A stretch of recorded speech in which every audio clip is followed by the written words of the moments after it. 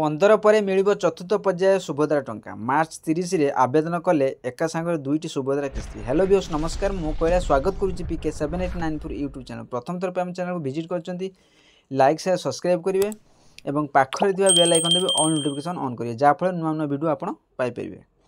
चलित मास 15 तारिख पर चतुर्थ पर्याय सुभद्रा टंका मिलिबो। योजना रु बाद पड़िथिबा हिताधिकारी को जांच प्रक्रिया गत वर्ष डिसेम्बर 30 तारिख शेष होगा नहीं राज्य सरकार पक्षर पूर्व सूचना दी जाता। तेबे यही समय अवधि को जनवरी 15 तारिख जाए वृद्धि कर सूचना देते उपमुख्यमंत्री प्रभाती परिड़ा।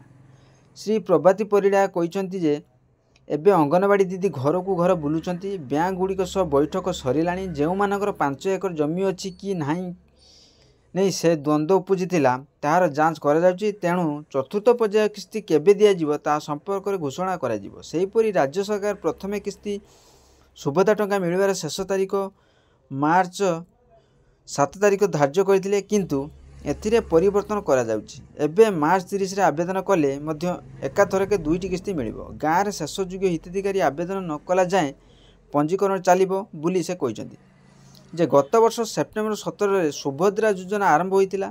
सुभद्रा पई 1.5 कोटी महिला आवेदन करथिले। 80 लाख रु अधिक महिला टंका